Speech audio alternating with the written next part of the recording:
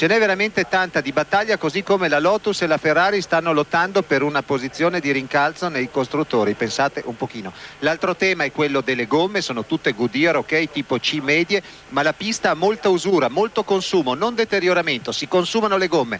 È obbligatoria da parte della Goodyear una sosta tra il 20 e il 25esimo giro, tra il 20esimo e il 25esimo giro, e bisognerà tirare il più a lungo possibile per non correre il rischio, dopo la pioggia di ieri che ha pulito la gomma che c'era sull'asfalto, quindi ci sarà molta usura nei primi giri proprio per questo motivo, per non rischiare, cambiando troppo presto, la necessità di un secondo cambio. Berger è l'unico che secondo Goodyear dovrà fare 2 cambi perché è l'unico che consuma le gomme in un modo incredibile e non può essere da riferimento per tutte le altre squadre. Ma andiamo alla linea, alla griglia di partenza che vede Nigel Mansell per la 13ª volta in questa stagione, del record di tutti i tempi uguagliato, ricordiamo a Ayrton Senna allo stesso numero di pole position in una stagione, ovvero 13, a fianco del pilota inglese Riccardo Patrese, seconda fila per Senna e per Gerhard Berger, quindi 2 Williams e 2 McLaren nelle prime 2 file, terza fila per la Benetton di Michael Schumacher che deve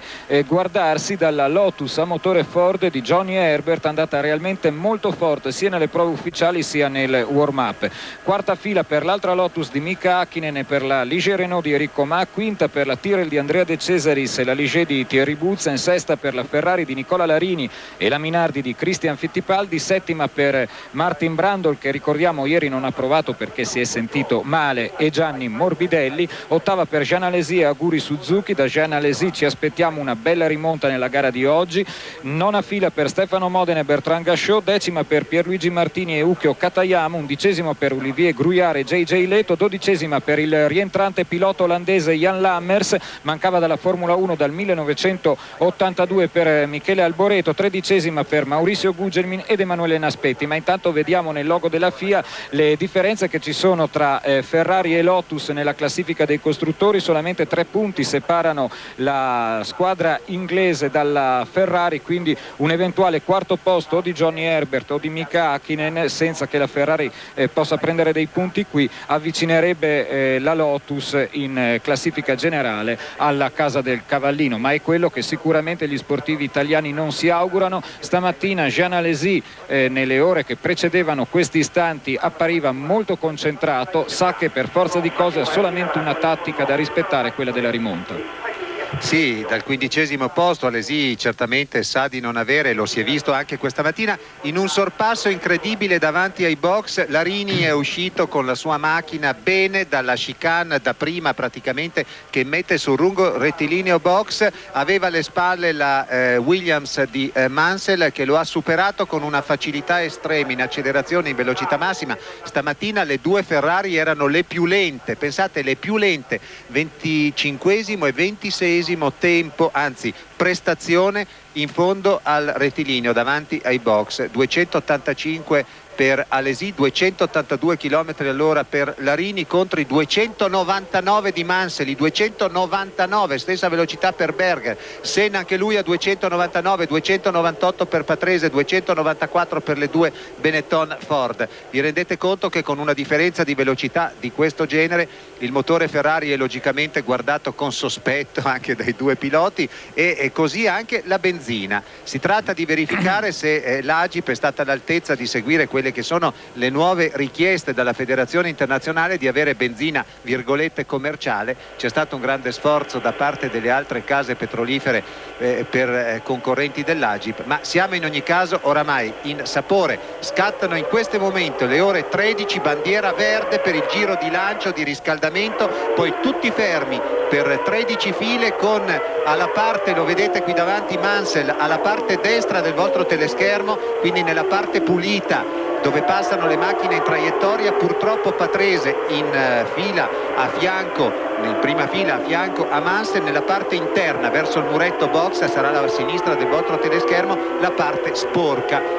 dove purtroppo c'è più facilità di pattinamento. Certo che queste macchine con l'anti-spin, cioè con un controllo poi della potenza per diminuire il rischio di pattinamento in partenza, in trazione in generale, dovrebbero essere avvantaggiate, ma a parità di macchina, come il caso delle due Williams Renault di Mansell e Patrese, è logico che prevale chi ha più aderenza al momento del via. Sì, è un tempo, c'è da ricordare che invece la partenza avveniva in maniera esattamente opposta, con l'autore della pole position alla destra dell'asfalto, e questo aveva procurato una feroce critica da parte di Ayrton Senna proprio nel 1990, quando poi vi fu il contestatissimo episodio.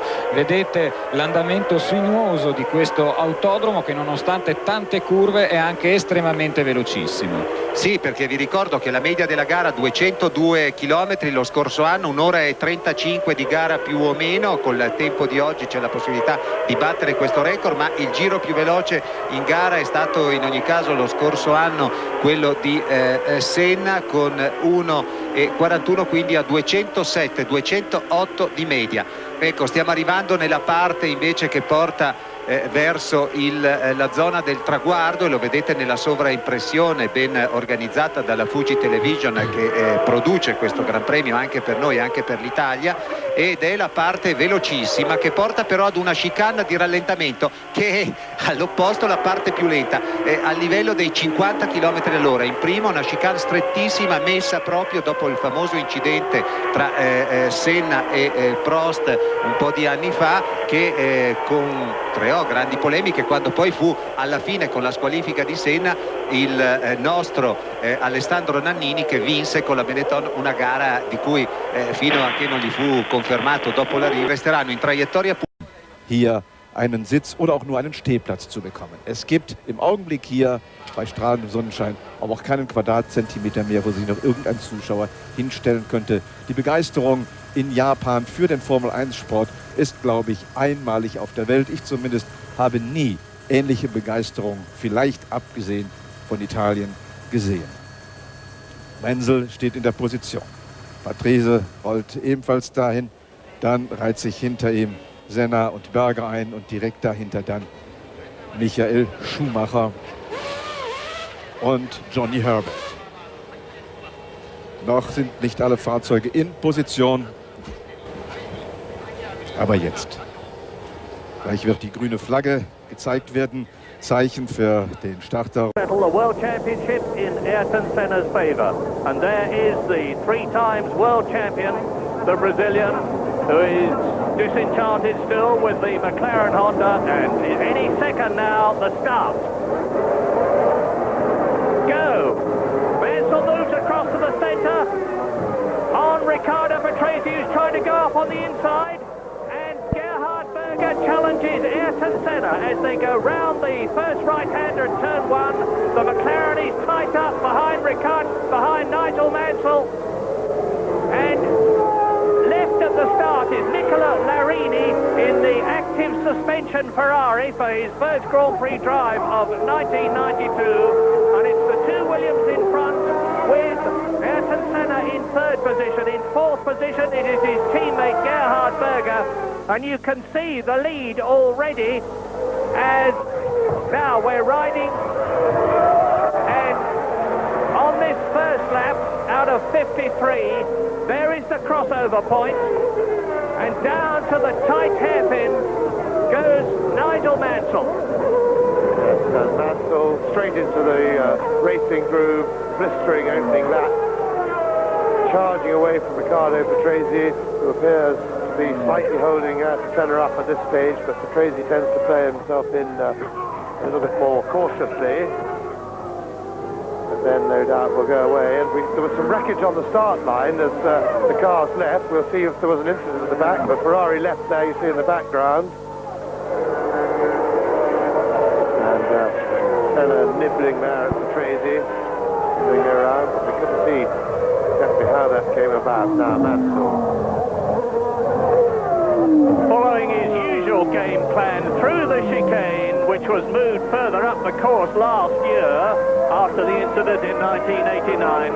And Nigel Mansell streaks across the line at the end of the first lap. Williams leads, Williams second, Nigel Mansell leading from Riccardo Patrese, Ayrton Senna in third position, and Mansell is endeavouring to build up the cushion that he wants to enable him later on in the race to come in and take on fresh tyres, which will certainly be happening here.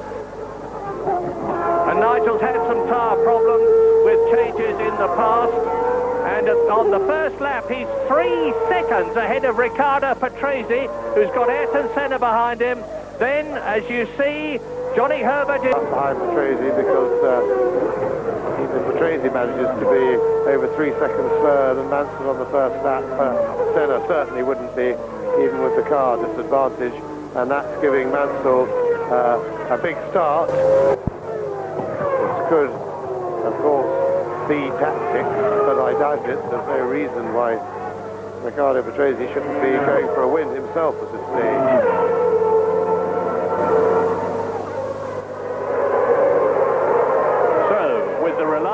Of the Williams, it could well be that the race pattern is set already.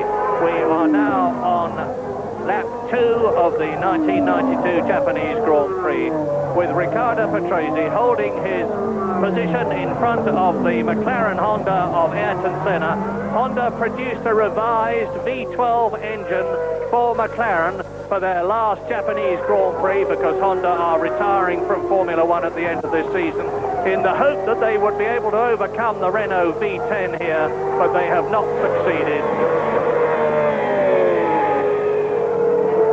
And there is Senna doing the very best he can, and I guess that Senna will, even this early in the race, have decided that he's going to employ the tactic that he's employed so many times this season, and that is to keep pressure on the Williams as much as he can, in the hope, and as I speak, into the pit. Yes, I saw smoke coming from Senna's car just before, and there was smoke just those last couple of corners, so I suspect that's a mechanical failure.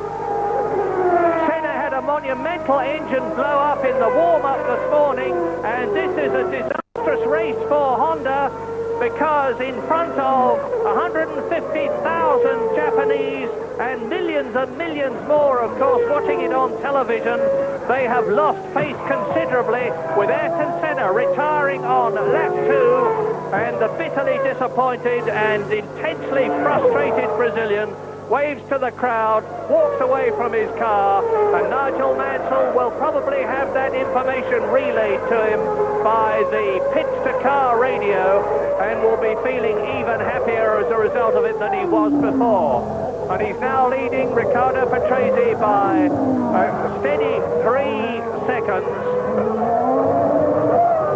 over the line to complete his... Over the line, Mansell goes in the Williams, 3 laps completed, 50 laps to go, and that fastest lap of 1 minute 45 is 2.5 seconds off the lap record, but it's very early in the race. They've still got a full fuel load on, and Senna, not looking particularly disappointed, sits there, and we ride with Michael Schumacher in the Benetton, who is now in 4th position, because it's Mansell leading, Patrese second, Gerhard Berger, who won the Japanese Grand Prix both in 1987 for Ferrari, and last year, when the victory was donated to him on the last corner by his teammate Ayrton Senna, is now in 3rd position. Schumacher is 4th. Johnny Herbert is in 5th position, and his teammate Mika Häkkinen is 7th, and into the pits on the replay comes Ayrton Senna. Now you can see there that the Brazilian stopped immediately. There he is. It's been a long journey to Japan, and he must feel intensely disappointed, not just to have retired from the race, but because he has a great deal of loyalty to and affection for Honda, and he would have been wanting to do the very best he could for the Japanese concern in his last drive for them here in Japan. And out of the race now, not only is it Ayrton Senna, but Thierry Boutsen has retired in the Ligier, so that's 2 retirements into the chicane. Nigel Mansell Well, it's certainly looking good for Mansell for a 10th win. He's already scored a record 9. There's Riccardo Patrese in the background. Down the start and finish straight, he does about 180 miles an hour on the approach to turn 1 where he is now. Then a sweeping series of bends, lefts and rights. And Schumacher is closing on Gerhard Berger as Mansell approaches the crossover points. Yes, the story of not being able to pass, and Mansell now making it fairly comfortably in the lead, gap around 4.5 seconds over Patrese, and already Williams is in total command of the early part of this race. Johnny Herbert pursuing Schumacher, Berger leading the pair of them, and there Herbert behind, and Hackman. And good news for British fans and Benetton fans. Martin Brundle, who started 13th and suffered from food poisoning in practice, is carving his way through the field in the Benetton. He's up into 9th position, and now you're looking at Gerhard Berger 3rd and Michael Schumacher in 4th position. Behind them, the 2 Lotuses. The Lotus, designed by Chris Murphy with the Ford engine, has been getting better and better, race by race this season, despite a very small budget by top team standards. And Herbert and Häkkinen, 2 of the best young drivers in Formula 1, have really got the best out of it here in Suzuka and qualified extremely well. Now there is Berger, Schumacher. Behind Schumacher is Johnny Herbert. Behind Herbert is Mika Häkkinen. And a speed of 220k is about 140 miles an hour. Now there is Gerhard Berger. He's driving for Ferrari next season. So this is turn 1. Now that sweeping series of left and right-handers with the artificial lake on their right. And that caption gives you the first 6 positions. And you can see there's a massive gap now between the 2 Williams and Gerhard Berger, who is in 3rd place. And in the background, you just saw there, Johnny Herbert is closing right up on Schumacher. And Johnny Herbert really deserves some success. He has had a dreadful 1992. He's retired. And Johnny Herbert has got just 2 6th places this year in Mexico and France. Closing up on Schumacher is one thing, but passing is going to be particularly difficult. For the notice there's Ayrton Senna walking back, and the Japanese have enormous enthusiasm for Grand Prix racing. He is extremely famous there. As we watch from Schumacher's car as he follows Berger, but going back to the problems for the Lotuses in potentially passing Schumacher or Berger. The Lotuses were particularly slow in straight line through the speed traps here in qualifying on Friday when it was dry, and would appear to be somewhat lacking in straight line speed. And of course that is what you need for overtaking. Tremendous shots from the cockpit.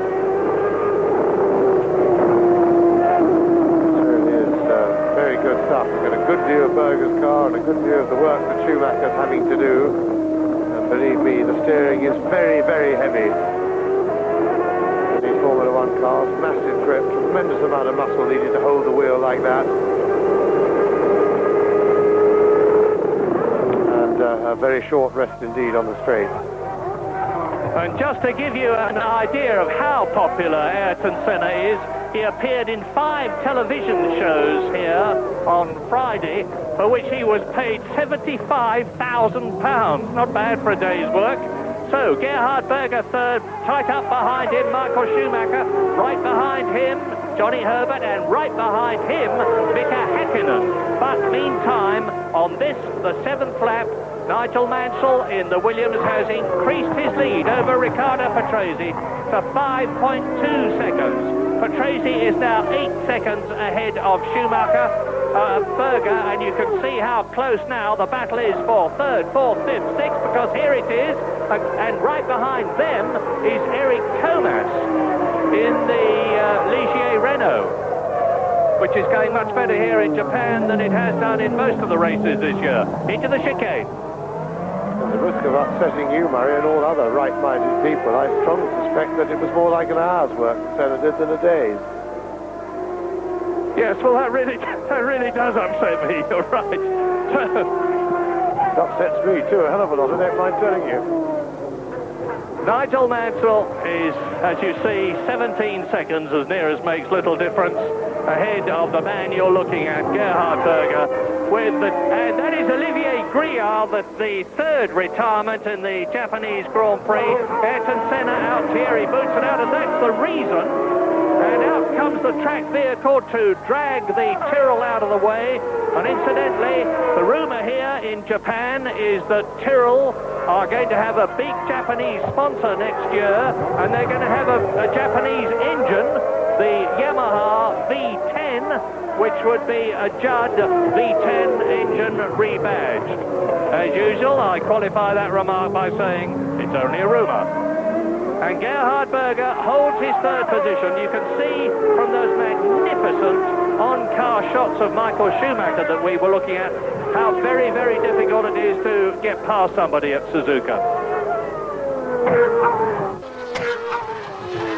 And look at this, the Japanese really do like to get close to Ayrton Senna. And that looked like a pretty big accident that Griard had. He was really teetering and wobbling when we first caught a glimpse of him then.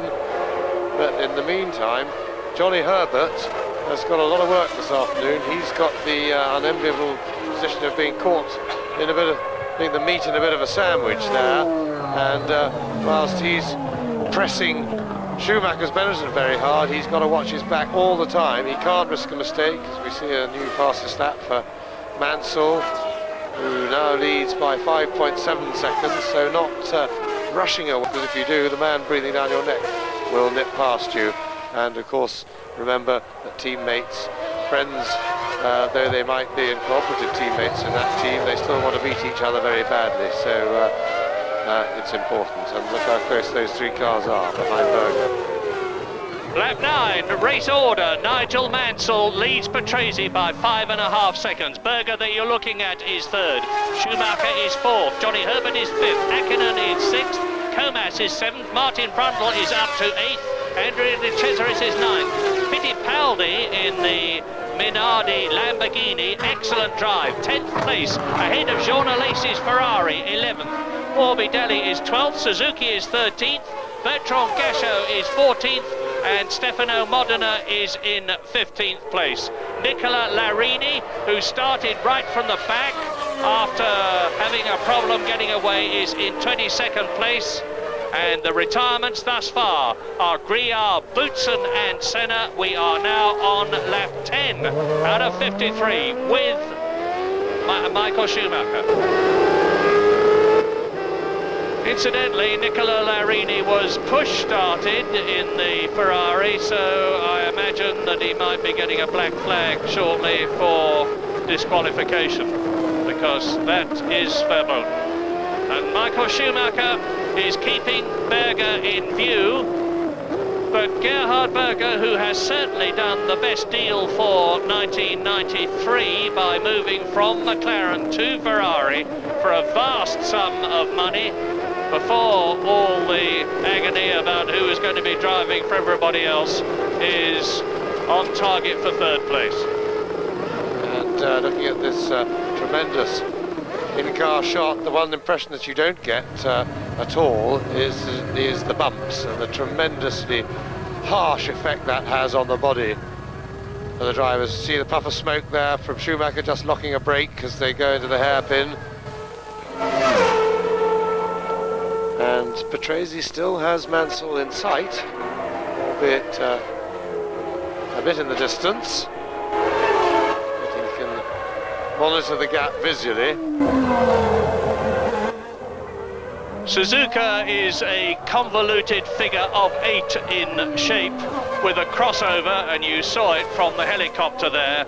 Nigel Mansell is completing his 10th lap out of 53, just under 1/5 distance. Brakes hard, that's the corner where he went off last year, challenging Ayrton Senna, trying to keep his World Championship hopes alive. He has done fastest lap after fastest lap.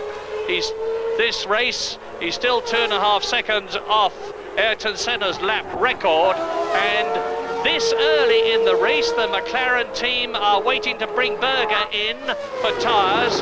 Gerhard Berger is notoriously hard on tyres, and incidentally, the right front tyre takes a real pounding here at Suzuka. It's very bumpy, and we're back again with Michael Schumacher. And he is, you can see the distance visually between himself and Gerhard Berger. In terms of time, it's about just under 2 seconds. Now, if Berger goes in, it'll be interesting to see if Schumacher and the two Lotuses' lap times improve significantly. There's no doubt that they're tracking Berger, and there's not much doubt that Herbert and Häkkinen are quicker than Schumacher, if only they could get past him. It'd be interesting to see, though, how much Schumacher can improve. Although he's not pressing Berger, that's because they're probably relatively evenly matched, but he's still in the turbulence of the McLaren. See Berger working away at the wheel there, sliding the car.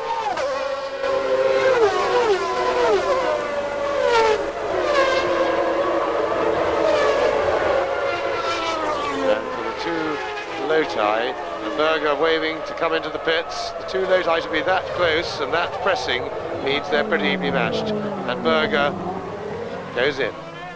Now, did you notice the very positive signal that Gerhard Berger gave? He obviously did that after the problem in Portugal, where he was much criticised for not giving a signal when Riccardo Patrese was right behind him. And he made no mistake about giving it this time. So a typically good stop, that's 5.5 seconds, and Gerhard Berger rejoins the race. So he stopped on lap 11. That means to say that Schumacher has gone up into 3rd place. Johnny Herbert is now 4th. Mika Häkkinen is now 5th. And Gerhard Berger rejoins the race in 6th position on fresh tyres. Now we can expect him really to charge, but he came in very early, lap 11. I wonder if he'll have to stop again.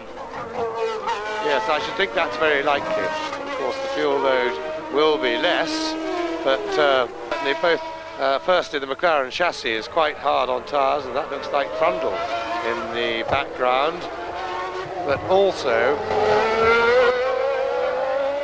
Berger himself really works the car hard and is also hard on tyres, but he's got away ahead of Brundle, and once he gets those fresh tyres in, you've got to be a little bit cautious. Although they're preheated, they still, the whole carcass has to get suppled up into its operating mode as well, and also the driver, no two sets of tyres are identical, so he's got to feel the car for a lap or so just to check it out from the tread with a tiny bit of caution.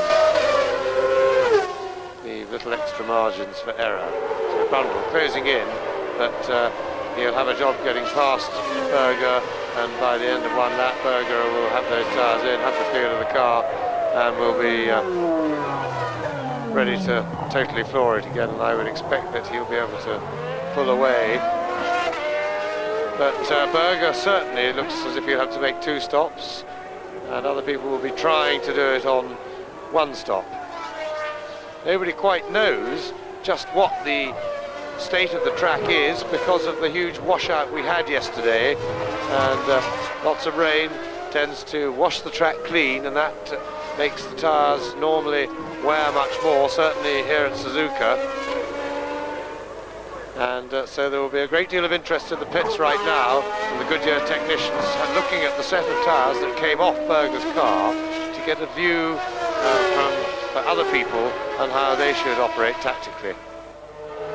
Berger, of course, with the heavy Honda V12 engine and a heavy fuel load, will be caning tyres more than the Ford V8 powered, much lighter engine Benetton and the two Lotuses which are now in front of him. There is Michael Schumacher, and the gap between him and Riccardo Patrese when Schumacher moved up into third place was 22 seconds. Schumacher's in trouble. Schumacher was just cruising then. And so Schumacher's clearly got a mechanical problem. That is not a routine journey into the pits. And that means to say that Johnny Herbert is now in the highest position that he has ever been in a Grand Prix, and this is the 28th Grand Prix he's driven in. He is now in third place with his teammate Mika Häkkinen in fourth position behind him, as Eric Comas in the Ligier, who was seventh, closes on Michael Schumacher's Benetton Ford, and Andrea De Cesaris also passes Schumacher into the pits. This looks like the fourth retirement of the race as Schumacher comes into the pits. Senna out, Boutsen out, Grillard out, and effectively Michael Schumacher is out of the race, because even if he rejoins, and you can hear his engine stuttering behind him, he is not going to be able to get back in the running. We are now on lap 14. Oh yes, he pulls to the left, swings his wheel to the right, the mechanic takes over, because the driver of course can't see when he's going backwards, and Michael Schumacher retires from the Japanese Grand Prix. That's only the fourth retirement that he has had this year, and of course that destroys his chance of moving up to second in the championship, which he was certainly going to do with the retirement of Ayrton Senna, and it means that Riccardo Patrese, who is now running second in the race, will be second in the World Championship, with the people who are ahead of him, Senna and Schumacher, both out of the Grand Prix. And on lap 15 out of 53, Mansell is leading Patrese by 7.4 seconds on his way to his 10th Grand Prix victory of 1992. Patrese is 22 seconds ahead of Johnny Herbert in third position. Martin Brundle is doing extremely well. Schumacher may be out of the race, but Brundle, who started 13th, is now in sixth position and in the points. Into the chicane. Martin Brundle again needs a good finish, because don't forget, as if we could, that the second seat for the Williams team has still not been decided. Frank Williams is taking his time over making his decision, and although he has told Martin Brundle that he's not going to get the drive in 1993, it wouldn't be the first time that somebody's changed their mind in this amazing situation about who goes where next year, and Martin Brundle is of course hoping that he's still a runner for Williams in 1993, as are Damon Hill and Al Unser and Uncle Tom Cobley and all at the present moment. So there is Brundle, who said just before the race that he still doesn't feel completely fit. He said, I feel about 75% fit after whatever ailed him with the food poisoning. But the man who has finished second this year in Italy, who ran second in Canada, and who's got several other podium places and is actually in sixth position in the World Championship, Martin Brundle has the sole remaining Benetton Ford. And we're on lap 16. Long way to go still. And that is Jean Alesi's Ferrari looking backwards, and Alesi is way down in 10th position, and Ferrari are in even more disarray now than they have been earlier on in the season. Alesi coming into the pits, we think, and Herbert is into the pits. Herbert is in to change tyres. Very, very slowly. I can see the Lotus coming in very slowly indeed. Let's hope he hasn't got a problem. He has got a problem, and his problem is finding his pit. There's Martin Brundle coming in, and it looks like a retirement for Herbert. Oh, but the producer concentrates instead, I suppose not surprisingly, on Martin Brundle. who surges out, and of course he's now passed in the pit lane Johnny Herbert, and Häkkinen is running third, Berger is running fourth, Brundle is up into fifth place. Johnny Herbert, we're waiting to see what happens to him. I've just finished my thought about the Ferrari engines to say that even Harvey Postlethwaite, who runs the team as Aguri Suzuki, comes in his footwork, and that's the team that Derek Warwick is going to be driving for next year, and Suzuki leaves. I'm afraid Herbert lined up to drive coast straight into the garage. He went in forwards rather than Schumacher backwards, but when they go in the garage, they don't go in there to come out again, I'm afraid, and it really has been a dismal season from a finishing point of view for Johnny Herbert. He's gone well when the car's been going, but it's really been a catalogue of disappointment. And there is Johnny Herbert, and he doesn't look very happy at all. 12th retirement in 15 races. That really is a great shame, because when he's been in the car he's shown tremendous ability, which we all know he's got. Martin Brundle closing up on to lap Christian Fittipaldi, son of Wilson, nephew of Emerson, and Brundle dodges out from the slipstream of the Minardi Lamborghini and passes him. And now the race order is Nigel Mansell on lap 17 out of 53, leading Patrese by 8 seconds. Herbert out of the race, Häkkinen up to third, Berger up to fourth. Martin Brundle is in fifth position, and behind Martin Brundle and going extremely well is Eric Comas, who's now in the points in sixth position. The Frenchman in the Ligier Renault, who's finished in the points 3 times already this season, and that is Mika Häkkinen. Third place. Well, Mika is a man very much in demand. Frank Williams is understood to have approached the Keke Rosberg managed Finn, Mika Häkkinen, to drive for Williams next year.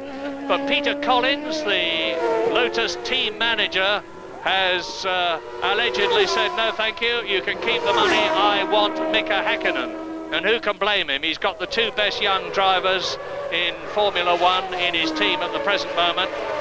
Johnny Herbert really has had the most appalling luck this season. He was obviously hoping to stay ahead of Mika Häkkinen and demonstrate the fact that he is a better driver. There's not a lot between it, but I would favour Johnny Herbert, but it was not to be. And Mika Häkkinen is keeping going well. 2 fourth places already this season.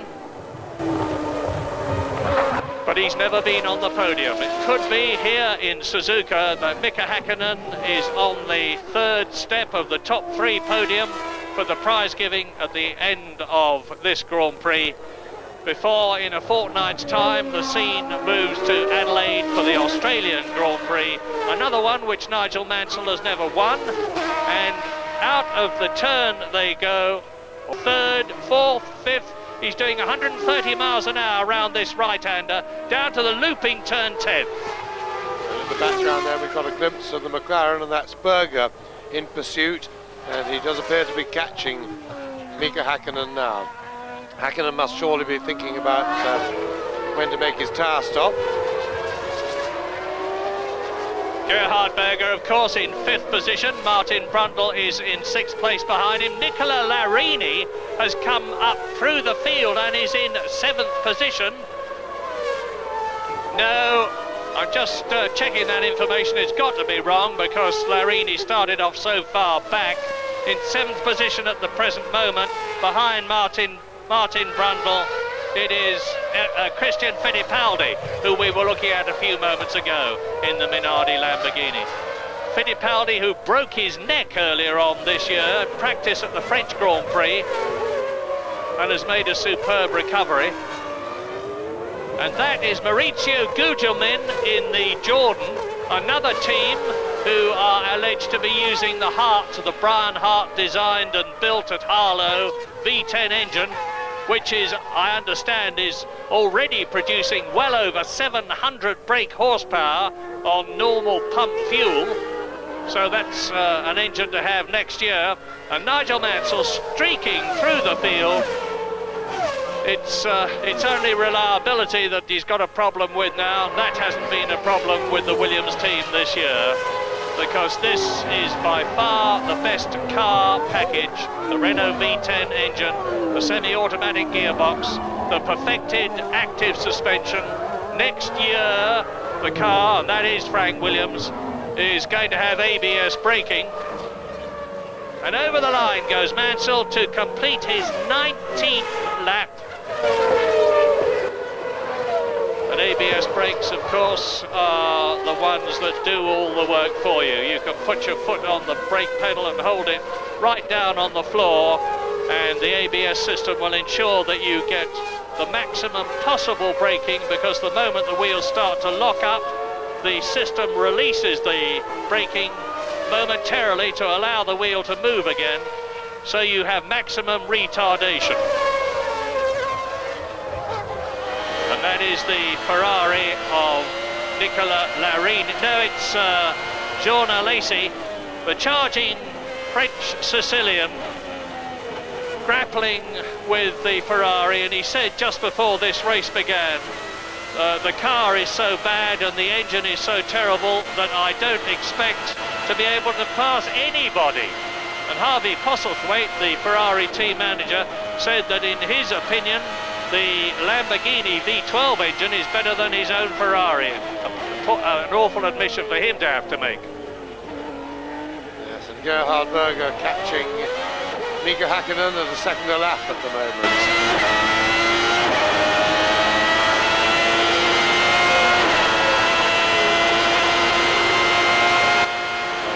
Struggle it's been this year for Jean Alesi,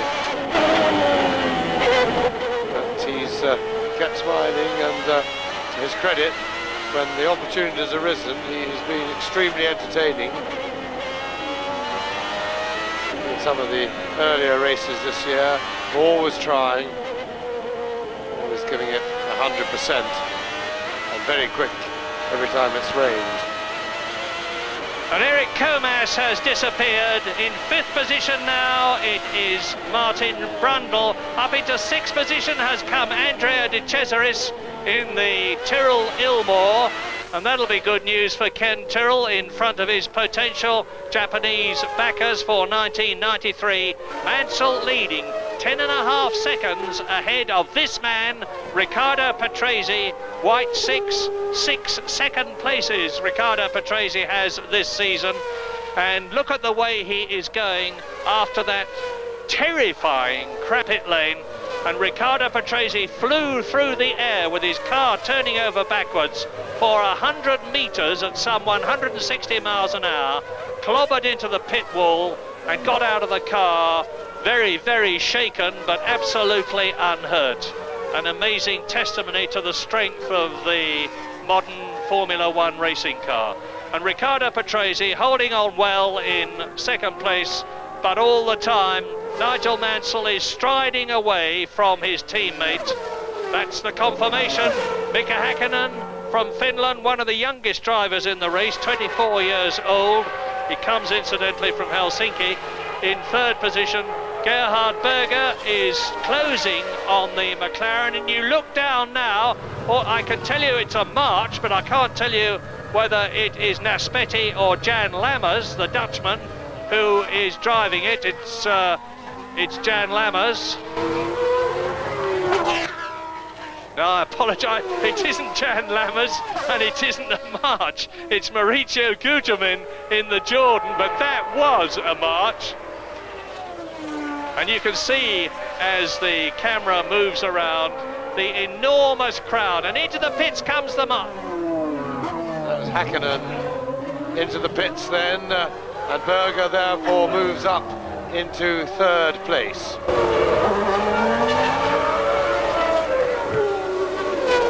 Berger, of course, stopped for tyres quite a few laps ago, and if he's going to make, and of course he may well be obliged to make a 2nd stop.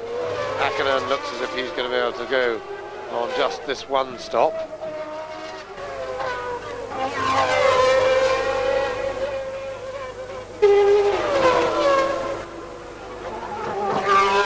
Häkkinen just dropped the one place behind Berger. He's got out of the pits ahead of Martin Brundle, so Häkkinen in 4th place and Brundle still behind him in 5th place. And if you're wondering what those, I hope, self-explanatory figures were on the graphic, Honda and show on our screens how fast the cars are going, and Berger was going nearly 200 kilometres an hour. That's about 125 miles an hour.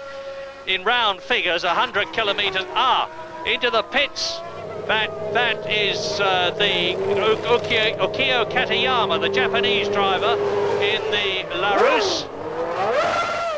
And Riccardo Patrese is in the pits in 2nd place. Is this going to give Gerhard Berger the opportunity to move up into 2nd position? I wouldn't think so, as Patrese blasts out of the pit lane. Gerhard Berger has not yet gone through the hairpin, the chicane, which approaches the start and finish. So Riccardo Patrese is ahead, rejoins the circuit on fresh tyres, which Nigel Mansell has yet to do, of course. Riccardo Patrese's been in, so has Häkkinen, so has Brundle, and so has Gerhard Berger. In fact, the earliest of all on lap 11. Riccardo Patrese went in, as did Häkkinen on lap 22. Yes, and Mansell with over 11 seconds lead when Patrese went in will comfortably be able to get in and out before Riccardo comes round by maintaining his lead, as long as he has no dramas in the pits, to get through on one stop, so it looks as if the tyres have been holding up reasonably well. As I say, it was a bit of an unknown quantity before the race because of the rain that we had yesterday, and Nigel Mansell is now coming into the pits.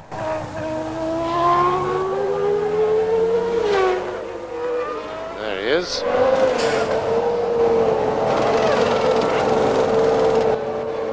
His team doing it very cautiously and sensibly, and still very quickly indeed, and that was a very, very good pit stop because it was clearly designed to be done defensively. You could tell that there was no panic at all. Everybody was taking their time, and yet their time amounted still to less than 7 seconds, and that was a really fabulous pit stop by Williams. Mansell goes out well in the lead still. Looking like a very straightforward day's work for him, but of course hard work in the cockpit for everybody here. The circuit's very bumpy, very little rest, and it winds uphill and down dale, and that puts tremendous loads on the body for everybody. It was here in Japan in 1989 in a Ferrari that Nigel Mansell, who's had some dramatic pit stops, lost the race by Jack and broke a half shaft in the Ferrari. No such mistake this time. And a perfect stop, as James has said, in a comparatively relaxed way, because Williams... Oh, hello, something's happened there. And into the pits comes, I think it's Lacey. Yes, I saw some debris. Well, that's the result, yes. And big accident for Maurizio Gugelmin. We just in the corner of the screen saw debris flying across, a lot of grass across the road. And Ferrari into the pits, Lacey. Pit stop from his viewpoint. Put on the brake while he's revving up, and now off the brake. Dropped the revs a little bit on the exit there, but going well.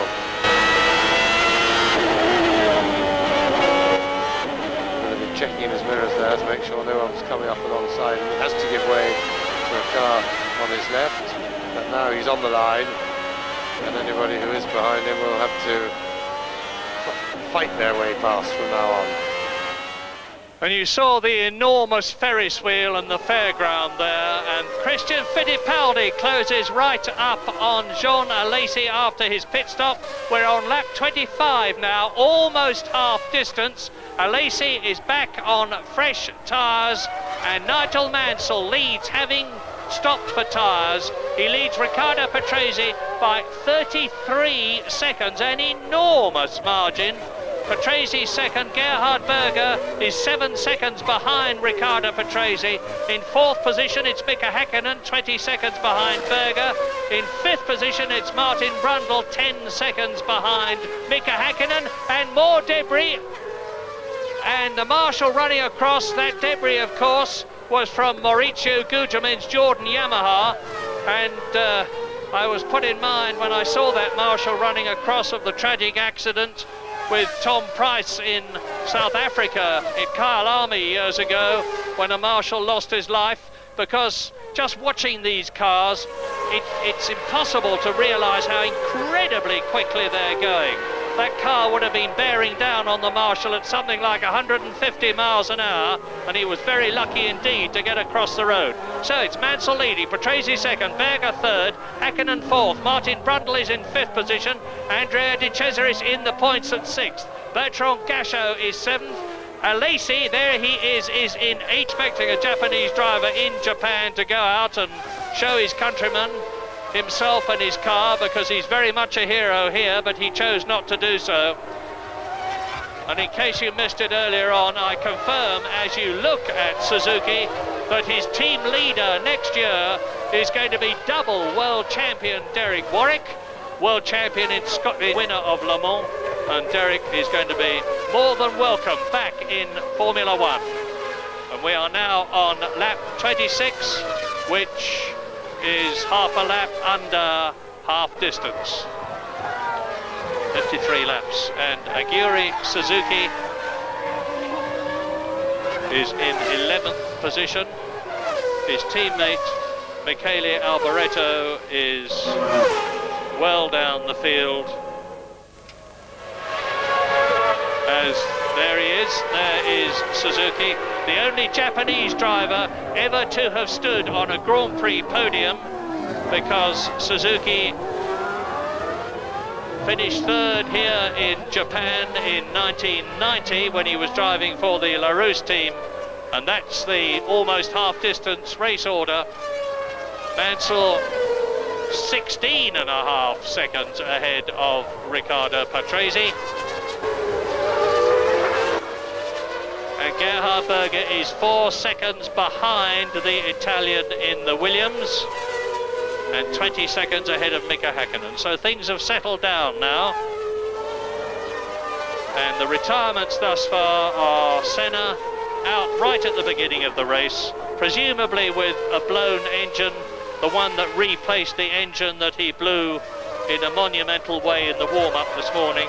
Thierry Boutsen out, Griard out. That is Nicola Larini exiting the pits. It's the first time you've seen him this season. The Italian touring car champion of 1992, having won the championship for Alfa Romeo, beating his teammate Alessandro Nannini, the same Alessandro Nannini who won here in Japan in 1989 before the appalling accident where his arm was severed in a helicopter accident and amazingly was put back on again. And Nannini is not only back in touring car racing with great success, he won the last round in Italy, but also drove a Ferrari Formula One car this just last week, and achieved an ambition, a lifetime ambition by so doing. However, this is Gerhard Berger, third position, lap 27, just over 100k, about 70 miles an hour. Look at the way the car accelerates, up to 300k, that's 190 miles an hour, down to the chicane, the right, the left, and the speed rising. Hard on the brakes, there is the chicane, right, left, and it's where that contentious coming together between Alain Prost and Ayrton Senna, which settled the 1989 World Championship, happened. Well, not quite where it happened, because the chicane was a bit further back. And into turn one goes the McLaren, starts to drop downhill a bit here, then into that series of lefts and rights. He's doing about 130 miles an hour here. It's the S curve. past the hospitality units, which you should see in the background in a few minutes, into the left-hander at turn 7. This is it. Accelerating away to the right-hander at turn 8. Here it is. Now the crossover, where the track goes underneath. There you can see here, very hard on the brakes, up through the gears, 2nd, 3rd, 4th, 5th to 130 miles an hour. Look at the crowd, it's gigantic. Now out of the right-handed turn 10 into the spoon curve. This is it. Now up to the fastest part of the course. It starts to climb a bit. There's the secondary pit lane and the grid. Not used for this race, and Berger is starting to close up on people, and he goes underneath now. There's Mansell, Nigel Mansell, lapping people left and right. He is on his 29th lap. Very, very much in the lead by 16 seconds ahead of Riccardo Patrese, on his way seemingly, provided the car holds up and nobody gets in his way, to a 10th Grand Prix victory to increase his World Championship points from an already record of 108 to an even more impressive record of 118, because there are 10 points to be gained. And he's coming up now behind Christian Fittipaldi. Dives through. Yes, had to fight his way past a bit then. I don't think Fittipaldi had really seen him coming. And as we look at the sky, there are a few clouds starting to build up. And so we'll keep an eye, but there's still time for rain to arrive. Well, Mansell's just about broken every record in the book this season. If he finishes in first place, and I always have to qualify it, you haven't won the race or even finished it until you see the checkered flag. And I remember the Canadian Grand Prix last year when Nigel Mansell was almost within sight of the checkered flag, where with a Lacey, incidentally. Now let's go round with him as long as the producer lets us. He's doing about 180 miles an hour, and he's been caught by Nigel Mansell. So a Lacey in 8th position. He's been caught by Red 5, Nigel Mansell, race leader, who is going to lap the Ferrari, and we will be able to see the comparative performance of the Williams and the Ferrari. Rather fun to look from a Lacey's rearward facing camera and to get a view of Mansell's car closing in. And just look how quickly he closed in. It's going to be too late at the moment. Here we are, finally we've got it. But Mansell is now lining up for the pass. And Berger on his second tyre stop, 5.44 seconds. That's consistent, because the first one was only a tenth or so, or 5.51. So 1/10 quicker. And the tyre changing now in Formula 1 is really a fine art.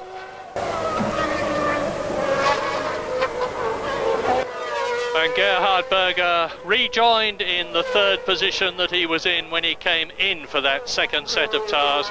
Confirmation, incidentally, of the fact that the Austrian is with the heavier McLaren very hard on tyres, but Mika Häkkinen was not able to catch him. Mika Häkkinen is still in 4th position, albeit closer to the McLaren. And the race order on lap 30 out of 53 is Mansell leading Riccardo Patrese by 19.5 seconds. Gerhard Berger, having made his second tyre stop, has dropped back but is still in 3rd place ahead of Häkkinen 4th. Martin Brundle is 9 seconds behind Mika Häkkinen. Brundle in 5th position. Eric Comas is in 6th place. De Cesaris is down to 7th because the Frenchman's moved up a place in the Ligier. Alesi is 8th. Fittipaldi an excellent 9th position. A star of the future, very much so. Stefano Modena in the Jordan is 10th. Aguri Suzuki is 11th in the footwork. Okio Katayama, his fellow Japanese driver, albeit in a Larousse, is in 12th position. Now there's Berger. A double winner for Ferrari and McLaren.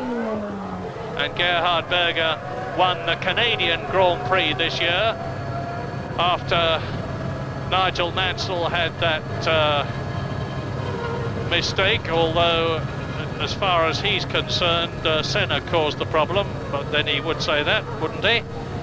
And Senna retired in the Canadian Grand Prix as well, and Gerhard Berger, that you're looking at, went on to win in Canada, his second and his first real victory for McLaren, because when he won here last year, it was by default, because Ayrton Senna moved over at the last corner and let his teammate through as a thank you for all the support that Berger had given him during the 1991 season. And Senna and Berger get on extremely well together, which is more than you could say about Senna and Alain Prost when they were in the McLaren team together.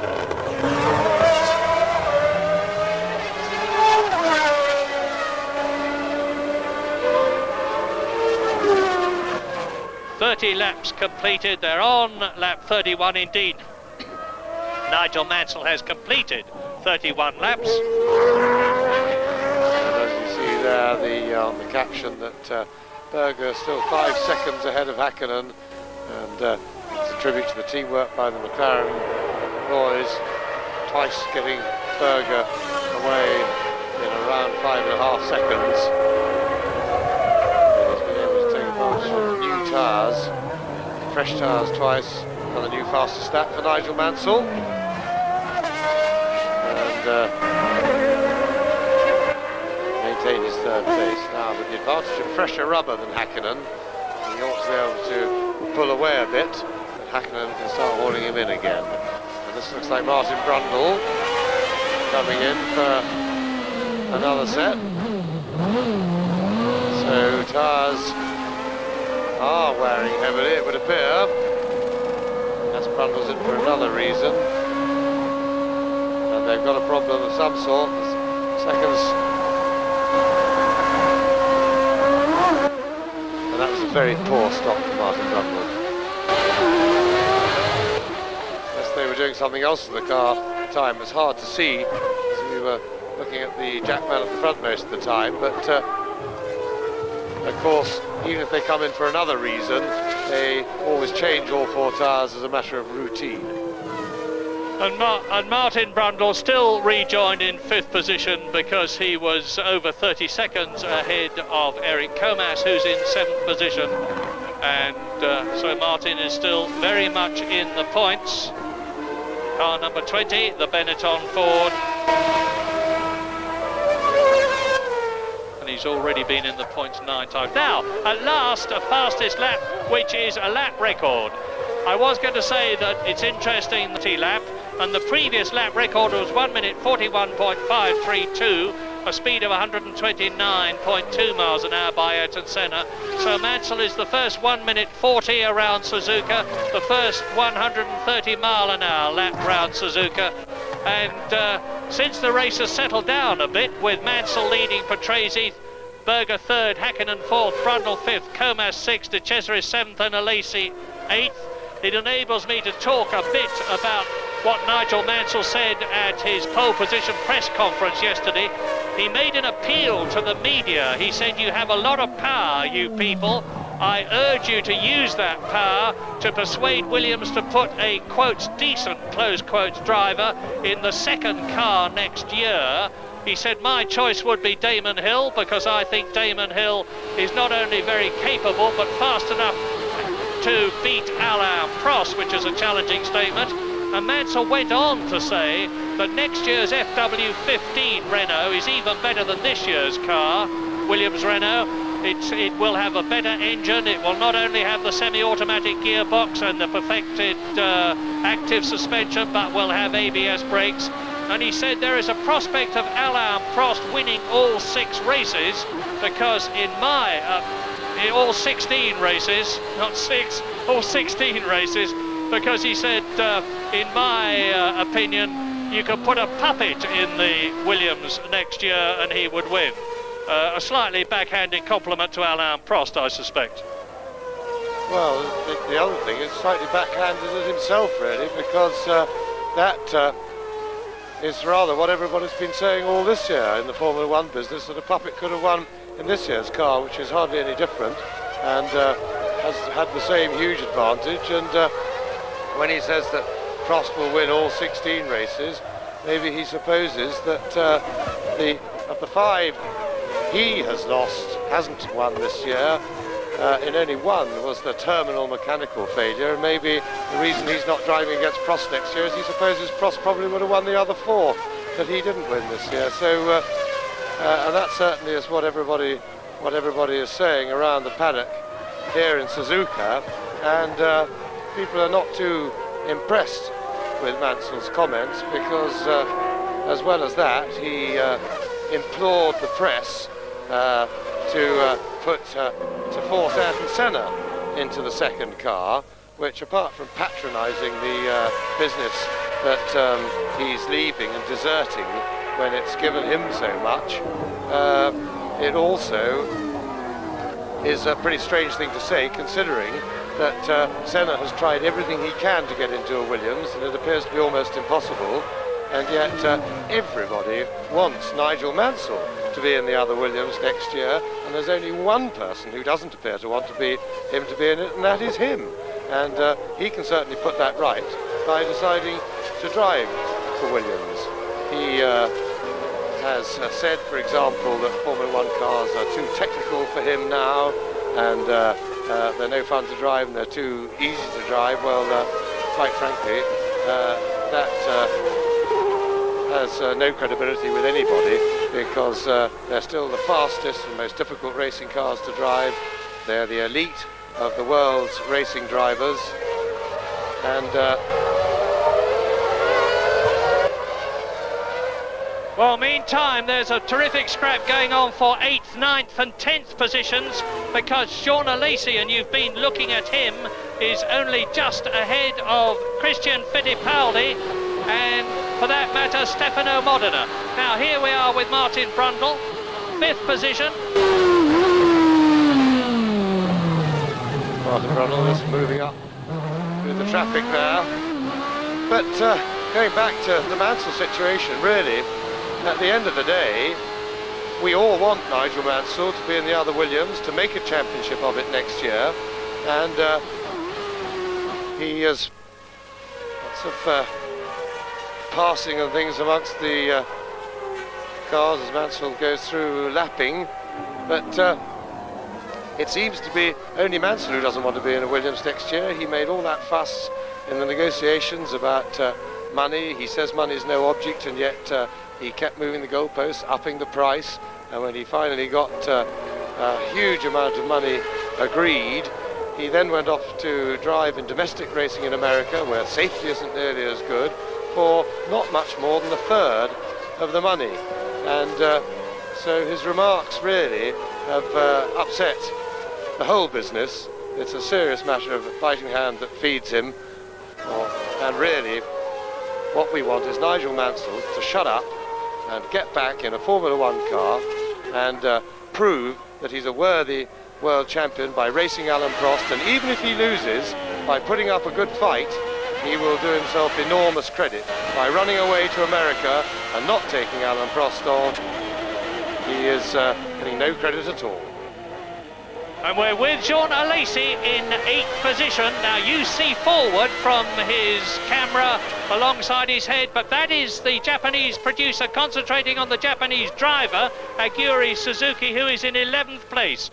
And they're pretty close, these 4, because Alesi is 7th, Fittipaldi is just behind him in 8th position, Stefano Modena is in 9th place, and in 10th position now it's Aguri Suzuki, and he is just ahead of Akio Katayama.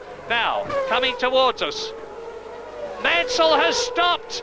We've got news that I can't see him, but Mansell has stopped.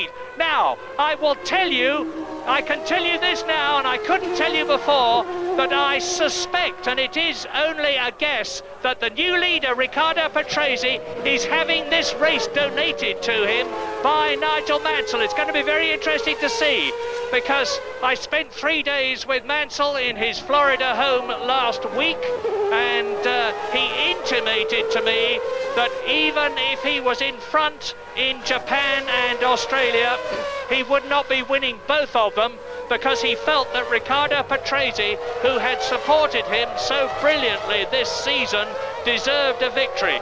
And you will remember that before win his last Italian Grand Prix for the Williams-Renault team, Mansell said, "I was very happy to do that," and he slowed down by over 6 seconds on one lap, let Patrese through, and then closed right up on him, and time again going into the Rettifilo, when Mansell could, we thought, have passed Patrese, having closed up on him, he made no attempt to do so.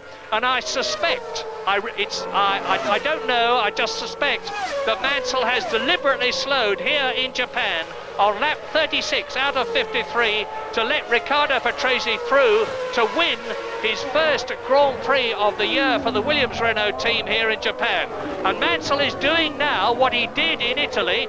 He's closing again on Riccardo Patrese. We'll see soon whether I'm right or wrong, because if Mansell passes or tries very hard to pass Riccardo Patrese, I'm wrong. If he doesn't, I'm right. And we've got some time to see. We're on lap 38, everything in 1992, down into second place. You can see the gap between the two cars, and it's going to be another victory for Renault and Williams seemingly at the present moment, and another second place too for that matter. Gerhard Berger is 23 seconds behind them in third position. Mick fourth place earlier this season in France and in Hungary. Martin Brundle is still fifth, a long way behind Häkkinen. Nearly about 50 seconds behind Häkkinen. Andrea De Cesaris is sixth. Comas is seventh. Alesi, having changed tyres again, is eighth. Fittipaldi is ninth. Modena is 10th. And Eric Comas, as I say that, retires from the Japanese Grand Prix and 7th position, which lets Jean Alesi up into that 7th place, just out of the points in the Ferrari. And he certainly didn't expect to finish in the points when this race began. Now, Mansell second, Patrese leads. This is the third lap that Riccardo Patrese will have come past the start and finish points here in the lead. So, turnabout. Mansell won in South Africa, in Mexico, in Brazil, in Spain, in San Marino, in France, in Britain, in Germany, and in Portugal. 9 victories, a record. He beat his own and Ayrton Senna's previous record of 8 victories, and that is Stefano Modena pouring smoke out of the Yamaha engine. Another bitter pill for the Japanese to swallow, because Senna retired with the Honda presumably having let him down in the McLaren. I don't know that for sure. It might have been something else, but I suspect it was the engine after his blowout this morning. And now with Gugelmin having crashed and the Yamaha engine having let go for Stefano Modena, both the Jordans are out, but both the Williams are in, and this is the proof. Watch, Riccardo Patrese leading, Nigel Mansell second. Is Mansell fighting to get the lead back, having lost it for some strange reason we don't know about, unless it was deliberate? Or is he just going to let Riccardo know he is there, but let him stay in front? Well, he's closed up a lot, as he did in Italy. And this is the point, you see. This is in effect, the Rettifilo situation, because they're coming up to the chicane at the end of the lap. I think he's going to sit on his tail. It's rather somewhat aggravating to have somebody sitting right on your tail, and you're not quite sure what they're going to do. But on the other hand, I'm quite sure Patrese is mighty happy to be in the lead. Threaten him. So I'm sure he can live with that. Well, if Riccardo Patrese does win this Japanese Grand Prix, and I emphasise that there's some way to go, because they're on lap 40 out of 53, and each lap is 3.7 miles long, he will have richly deserved that victory. This is the man who has driven in more Grand Prix than anybody else in the history of Formula One. This record was 176, Graham Hill and Jacques Lafitte, and Riccardo has finished second 6 times this year. He's finished third twice this year, and that is Gerhard Berger lapping, I think it was Bertrand Gachot. It was certainly a Larousse Lamborghini. And Riccardo Patrese, if he wins here as Berger goes down to the first gear chicane, and it certainly looks as though he's going to, the 10 points he gets will take him back to second in the World Championship, 6 points ahead of Ayrton Senna. And Williams at the present moment are on a staggering 154 plus 16, which my quick mental arithmetic makes 170 points, and that is an enormous number of points. They've been on the grid in the first 2 places 10 times this year, starting from those positions this year, and this is a formation drive, and it looks to me from the car language as opposed to body language that Mansell is holding station as opposed to challenging, in which case my hypothesis is correct, has done it much earlier. And I can tell you that Bertrand Gachot in the Lamborghini Larousse has gone past with the nose. There he is. I was going to say with the wings missing off the nose cone. You can see that's the reason. And here it's Katayama. It's Gachot trying to go inside and pass his teammate Katayama. Gachot locks up as they go into the chicane. This is a duplicate of the Prost and Senna 1989 situation at exactly the same place. Albeit the same team those two are in. Well, it's the chicane, and Bertrand Gachot was in 12th position, challenging his teammate Akio Katayama for 11th and failing.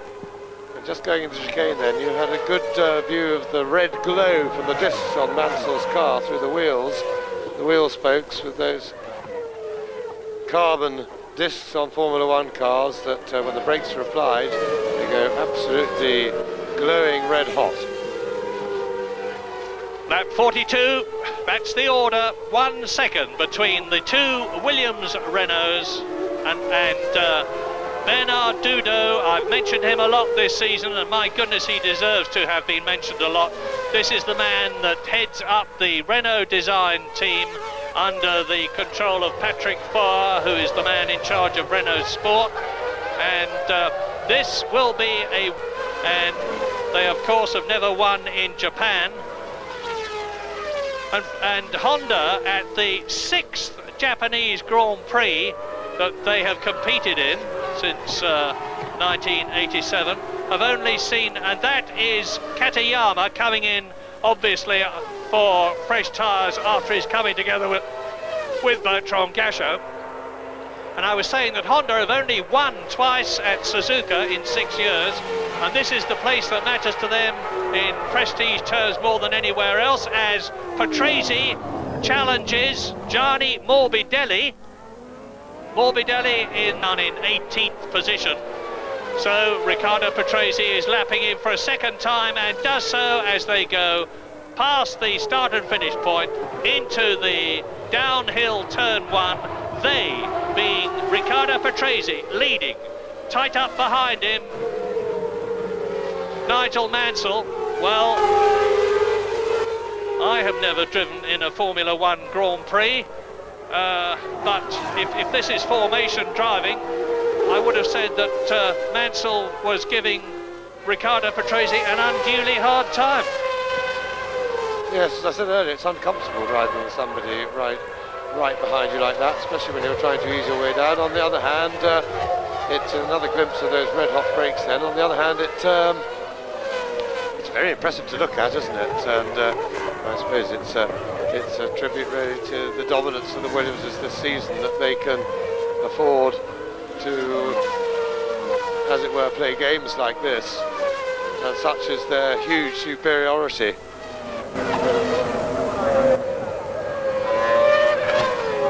And one wonders whether it's Frank Williams.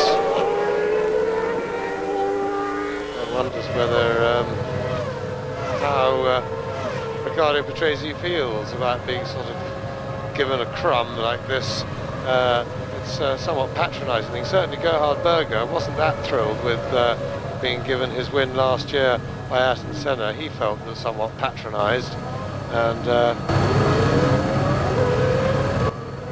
I say, I wonder how Patrese feels. But a win's a win. I should think he doesn't mind too much.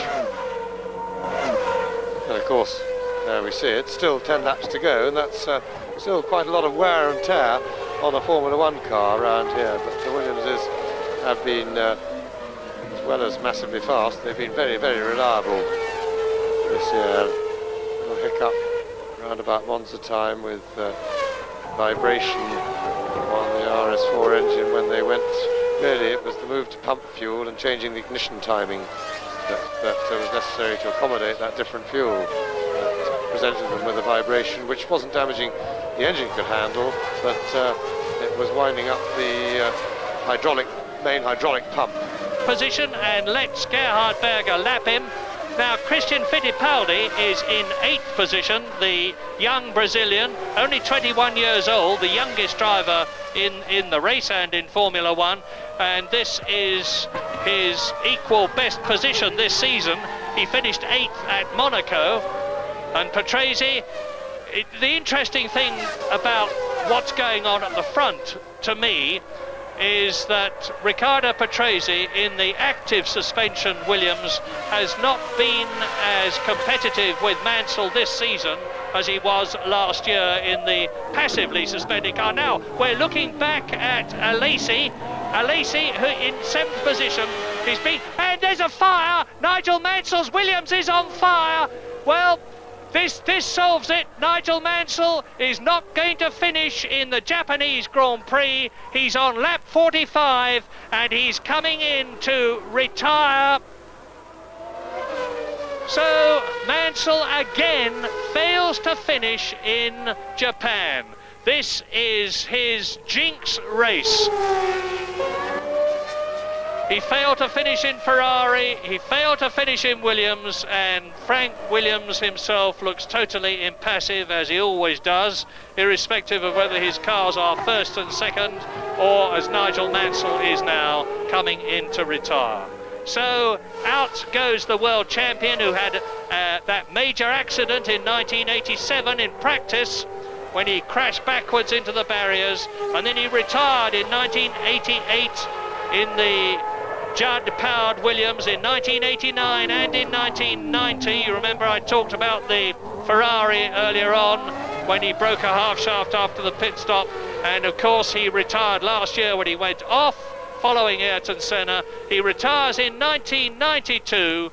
Nigel Mansell told me he wasn't going to win 11 races this year. He was absolutely right, but that was not the reason he was forecasting at the time. Well, he had generously donated victory to Riccardo Patrese, and he walks in to retire.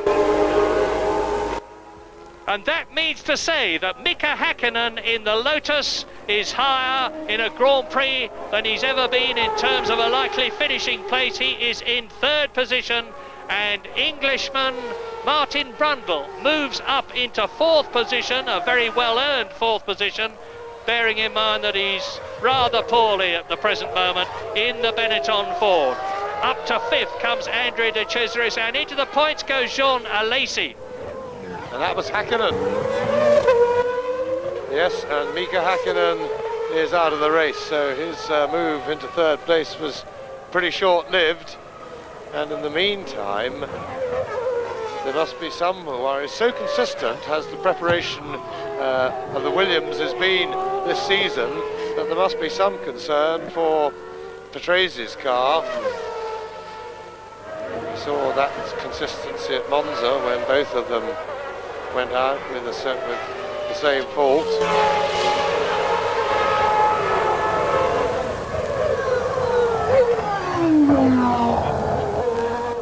And of course, Häkkinen being out of the race moves Martin Brundle up into 3rd. And this is a replay of Mansell's blow-up. And look at the oil coming out of the back all over the rear tyres and really sliding about.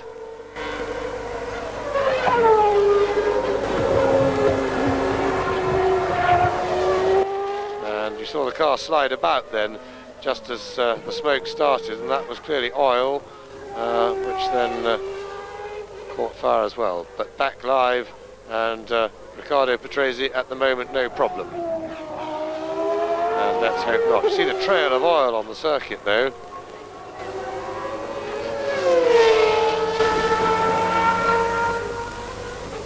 And also that will mean that it's a worthy win without any handouts. That'll make it better. That is only the third time that Nigel Mansell has failed to finish this year, and Riccardo Patrese has failed to finish 4 times. This extremely likeable 38-year-old Italian. And meantime, the battle goes on behind Andrea De Cesaris, who is in 6th position for 7th place. Jean Alesi holds it. He's up into 4th position now, of course, with the retirement of Nigel Mansell, with Patrese leading. Gerhard Berger up into 2nd place, the man who won last year. Martin Brundle is in 3rd position. 4th is Andrea De Cesaris. 5th is Alesi, and in 6th position now is Christian Fittipaldi.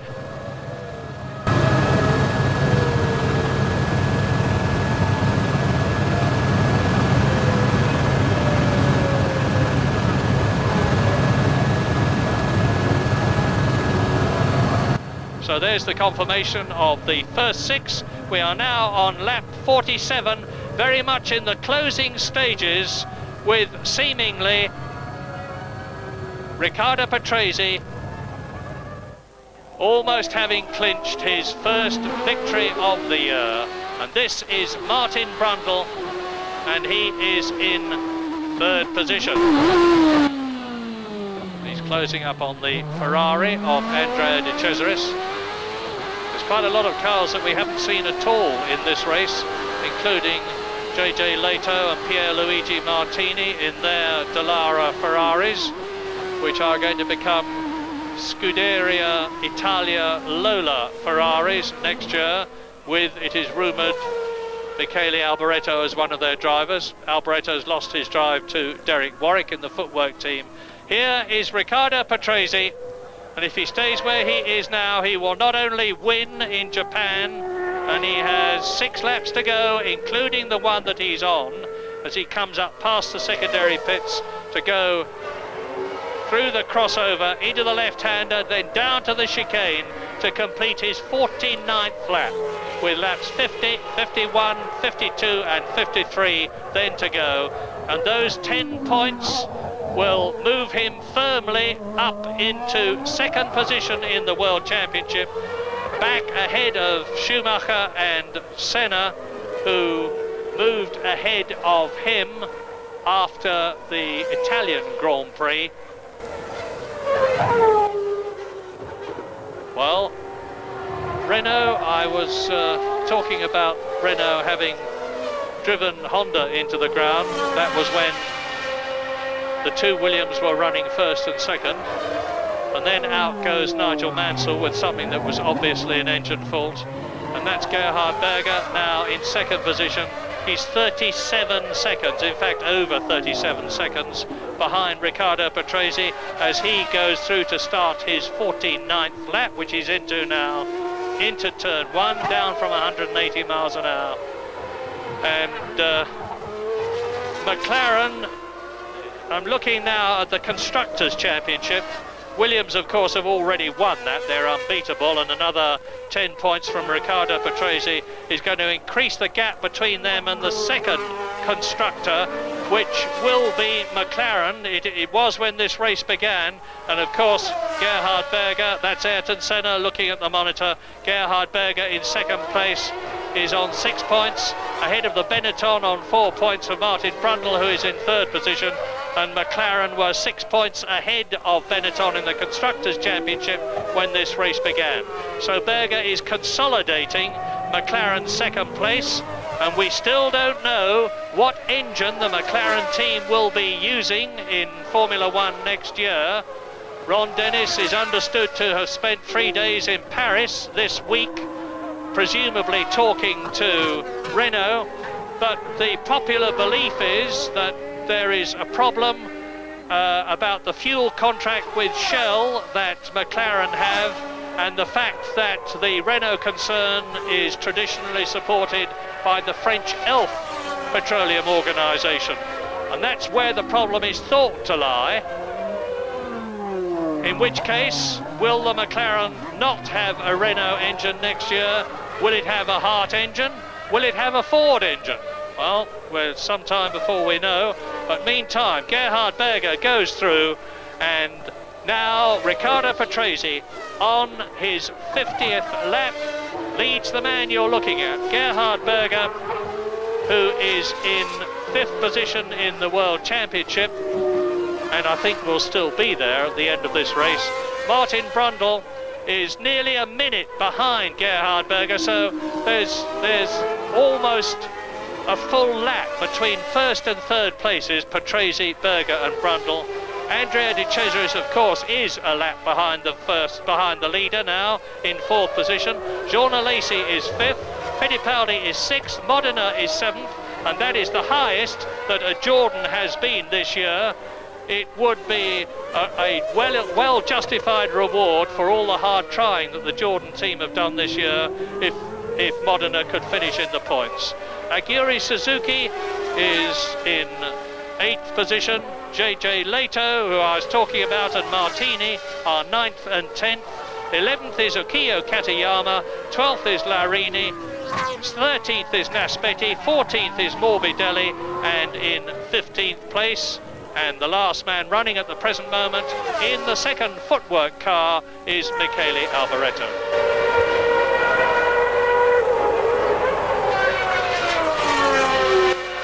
Now you can't see the battle, but for 5th position, these drivers, Alesi, Fittipaldi and Modena, have been fighting each other for lap after lap after lap. I was talking about them not so long ago, battling for 7th position.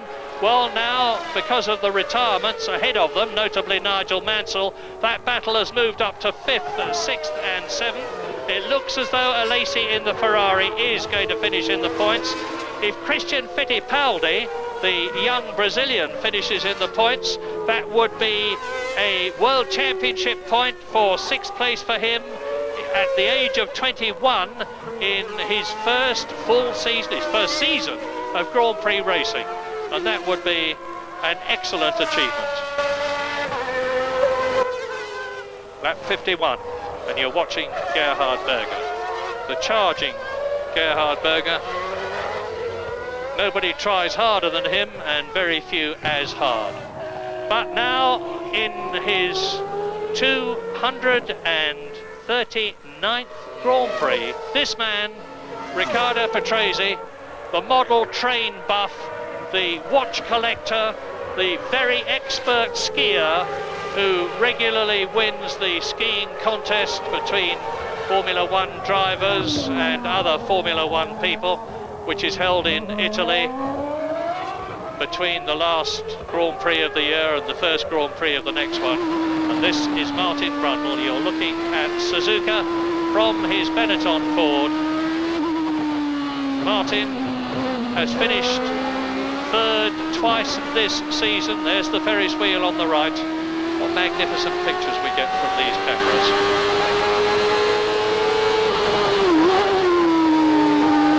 Listen to the Ford V8. Now he's up to the crossover. Now he's going down through the gears to 1st gear, the hairpin. 2nd, 3rd, and Riccardo Patrese is on his 52nd lap out of 53 now.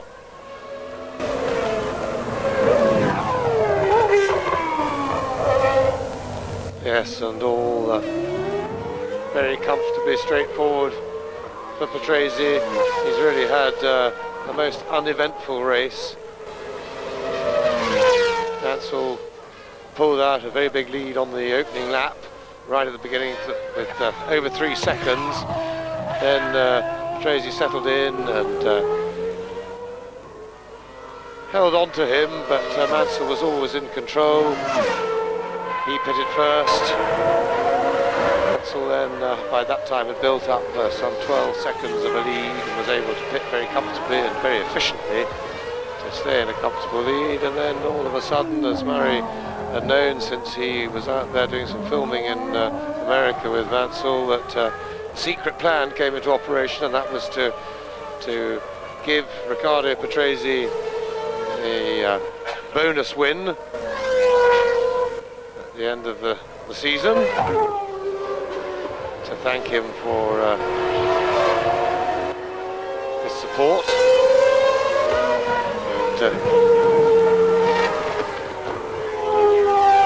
And then of course we saw the fairly dramatic mechanical failure to Mansell's car. We don't know what it was, but certainly plenty of oil around the back which set itself alight, and quite picturesque, but no damage to Nigel, and Riccardo Patrese off to another podium win. Really, field was very spread out. Good battle for 5th, 6th and 7th place, but once again a lot of retirements in Suzuka. And Martin Brundle, though, coming through it all with a good steady drive after his trials and tribulations with ill health and a big shunt on Friday through practice and qualifying, but he's driven a very solid race and should be finishing in 3rd place. Berger well beaten for pace in the McLaren. Is he almost home for his 6th career Grand Prix win, his first of 1992. He must have been wondering whether he was ever going to win a race this year. Into the chicane for the last time. He really could coast home and win now, and a more popular victory it would be hard to imagine. Riccardo Patrese wins the 1992 Japanese Grand Prix. There's the checkered flag, and he slows right down immediately. Gerhard Berger coming through into 2nd position. Now, I don't know whether that means that Riccardo Patrese was running out of fuel, but he certainly stopped immediately he had crossed the line. There is Riccardo Patrese. Ayrton Senna sees his teammate finishing in 2nd place to get 6 points, and Martin Brundle is going to take 3rd position. There is no doubt at all about that, because Andrea De Cesaris has finished in 4th position, having been lapped long ago.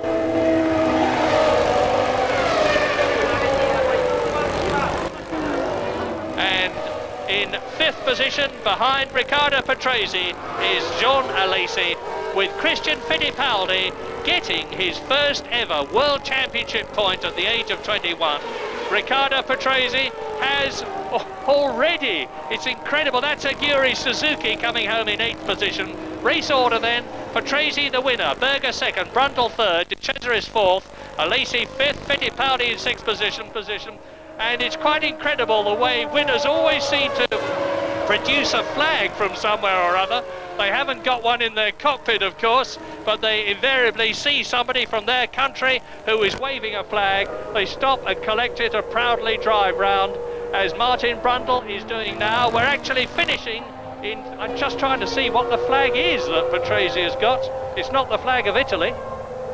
Yes, and in fact, a few years ago, flag carrying by the winner was banned by FISA. On what grounds I'm not quite sure, whether it be safety or tiring the driver's arm out or what, but despite that they still seem to produce them, and why not?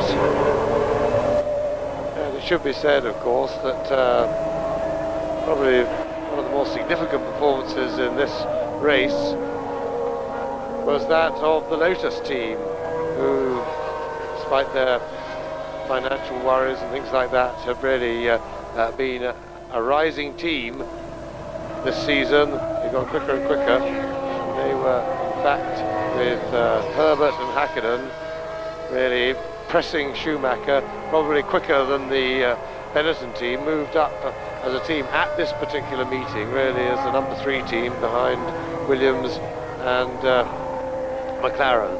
So disappointing to see 2 retirements from them, but a tremendous effort by the Lotus team. or will now benefit from it. Well, we don't know how many teams we will expect to see in 1993. Certainly we're going to have Sauber, and the possibility of Pacific Racing coming into Grand Prix. We've lost Brabham, but that's another team that is apparently in the process of being resurrected for the umpteenth time. Van Metal, we don't know whether they're going to be appearing in 1993.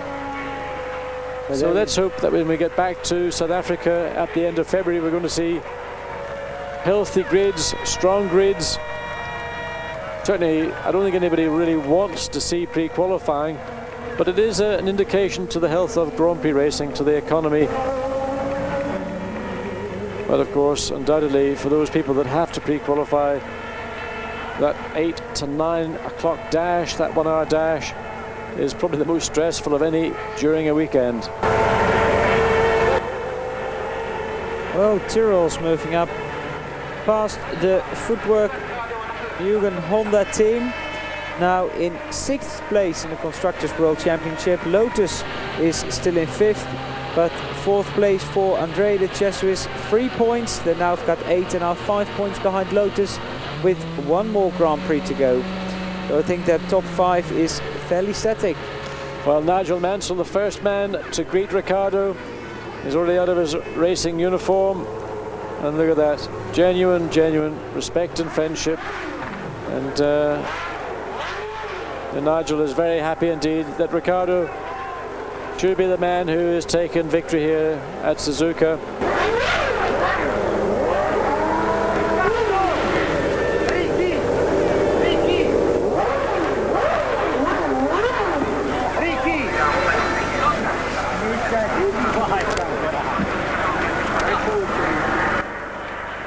We've seen the complete result here at Suzuka. They're a very happy winner, Riccardo Patrese, and we're waiting for the rostrum and then the interviews in the interview room. I mean, it looked like a bit of a static Grand Prix at the beginning, John, but it ended up pretty... Well, there was certainly a lot of good racing going on. We unfortunately didn't get to see all of it all of the time, but the battle with the lazy Fittipaldi and Modena certainly was one of the more interesting ones going down through the field. But likewise, Berger, Schumacher, the 2 Lotuses much earlier in the race certainly promised a great deal, and it's really a shame that that battle wasn't able to continue further into the race. We saw the spectacle of Ayrton Senna dropping out on the second lap with what appeared to me to be a major engine failure. It didn't actually blow up, but Senna felt something tight and something nip in the engine, and he just called it a day. Of course, we saw 2 Renault engine failures, one with Eric Comas at mid-distance, and then, of course, Nigel Mansell at 3/4 distance, and his was a big one. Well, Comas's, I think, the pair of them, I would say, have got well-ventilated cylinder blocks. And judging by the amount of fluid that was spilt over the circuit, I would have thought that you could put a fist inside the hole. And they were looking at the crowd, this vast crowd here at Suzuka. Something like 3.5 million people apply for tickets to come to this Grand Prix, and something in the region of 150 or 60,000 are successful. And things are bad in Japan. In fact, last year something like 4 million people applied, so the recession is actually having an effect here in Japan. Well, a jubilant Riccardo Patrese, and look, there he's getting the response. A very, very popular man. I think Martin Brundle, look, the first time he's had a smile on his face all weekend. I bet you he's feeling better than 75% now. I bet you he is.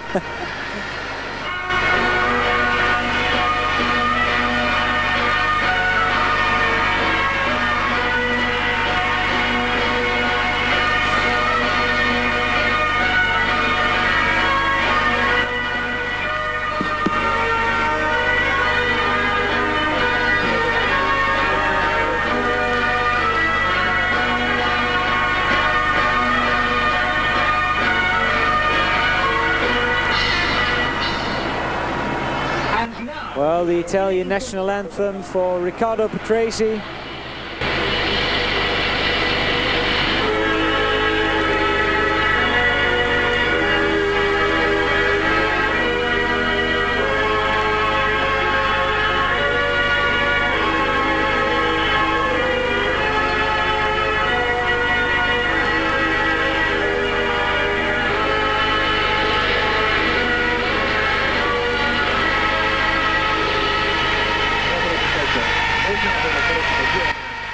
British national anthem, of course, that's for the winning car, the winning team.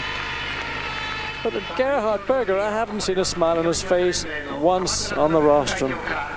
We'll probably find out in the post-race press conference why he hasn't got a smile on his face. They're a very happy Riccardo Patrese. Sort of like, ooh, done it. Yep, he's worked very hard. As I said, he's been totally dominated by his teammate, Nigel Mansell. And it's nice that Riccardo Patrese, only now one Grand Prix left with the Williams team, and look at Martin Brundle. He is a happy little worker today. All that discomfort he's been suffering over the previous 3 days evaporating on the rostrum. 4 more points in the bin, of course, for Martin won't do him any harm at all. It's Adrian Newey on the rostrum getting the trophy for Williams. Yes, well, sometimes the Williams team send up Patrick Head, sometimes it's Peter Windsor. And Martin Brundle now, in fact, 34 points. Still in 6th place. Gerhard Berger in 5th with 39. And Riccardo, well, when we see him in the interview room very shortly, I think that smile is going to go from ear to ear. Adrian Newey, of course, the man really responsible for the aerodynamics of this so successful Williams chassis. Well, and some people say